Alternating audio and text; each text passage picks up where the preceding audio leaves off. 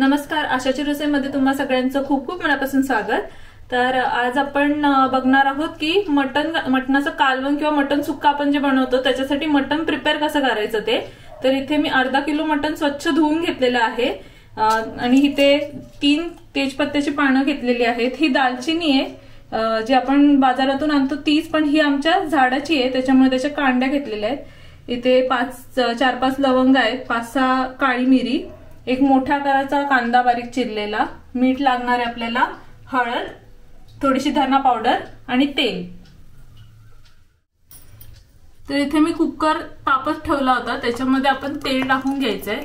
तेल बऱ्यापैकी टाकायचं। त्याच्यामध्ये पहिलं आपल्याला तेजपत्ता टाकून घ्यायचंय, थोडासा क्रश करून टाकायचा। तेजपत्ता थोडासा सगळीकडून थोडासा फ्राय झाला ना एकदम बारीकसा असा, त्याच्यामध्ये आपले जे खडे मसाले आहेत ते टाकून घ्यायचे। आता हे जी दालचिनी असते ना, दालचिनी ही तेजपत्त्याचं जे झाड असतं त्याच्याच काट्या आहेत आणि ऍक्च्युअल मध्ये आम्ही जे ह्या दालचिनी आणल्यात ना याला खूप छान असा सुगंध सुद्धा आणि चव सुद्धा खूप छान आहे, मी ते वापरते। हे सगळे खडे मसाले आधी टाकून घ्यायचे, थोडंसं फ्राय होऊ द्यायचं त्याला।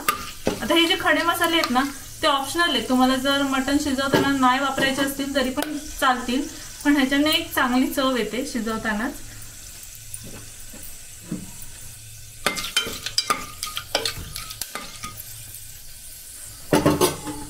आता आपण ह्याच्यामध्ये कांदा टाकून घेऊया।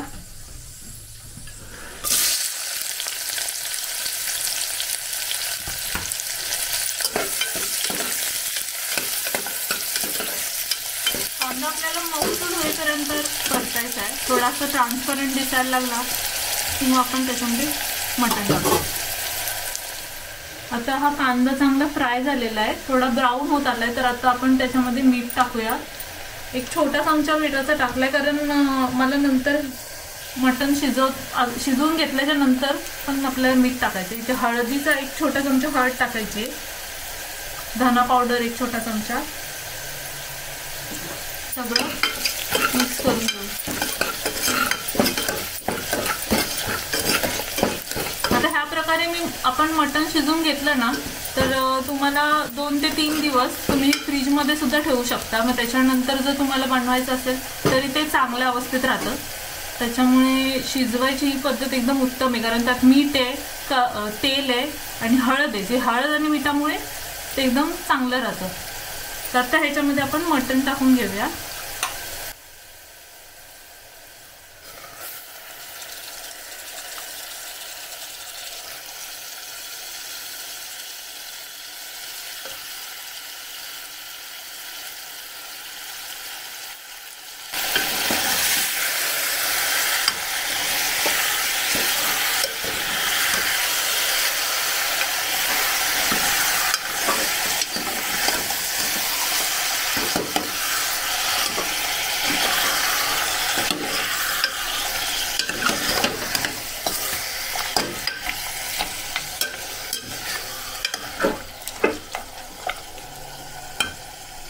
आता आपण ह्याच्यावरती थोडं एक 5 मिनिटं झाकण ठेवूया।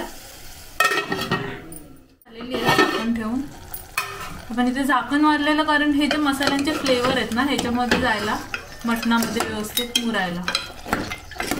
आता हे झालेलं आहे। आता ह्याच्यामध्ये आपण गरम पाणी टाकणार आहे। तर गरम पाणी का टाकायचं त्याचं पण एक कारण आहे। थंड पाणी टाकलं ना तर जे मटण शिजत असतं ते शिजण्याची प्रोसेस थांबून जाते, तर त्याच्यासाठी ते थांबू नये म्हणून गरम पाणी टाकायचं। कधी पण आपल्याला जेवढी क्वांटिटी लागणार आहे पाण्याची तेवढी टाकून घ्यायची, आणि गरम पाणी टाकल्याने मटण लवकर शिजतं सुद्धा व्यवस्थित।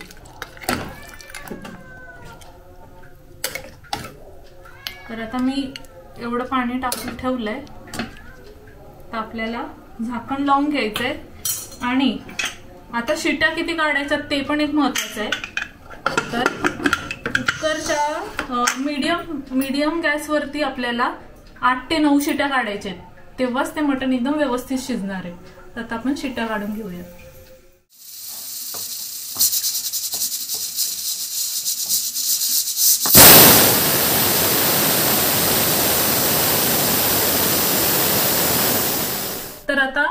शिट्ट्या झालेल्या आहेत, पाऊण तास लागलाय. आणि हे बघा, जेव्हा पण खोलायचं असेल ना कुकर तेव्हा असं शिट्टीवर करायची. कुकर थंड पण झाला, आता मी खोलते त्याला. मस्त आपलं हे मटण शिजून आता तयार आहे.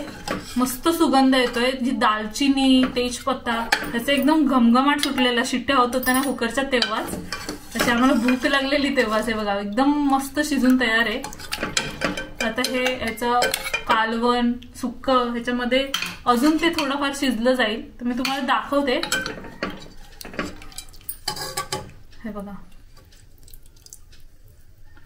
असं जरी खोललं ना तरी पण निघतंय असं व्यवस्थित. तर हे गरम आहे जास्त म्हणून मला चटका बसतोय, पण हड्डीपासून वेगळं होतंय लगेच असं हाताने तोडलं तरी.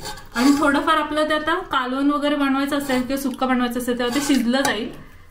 तर अशा प्रकारे हे मटण एकदम व्यवस्थित शिजून तयार आहे.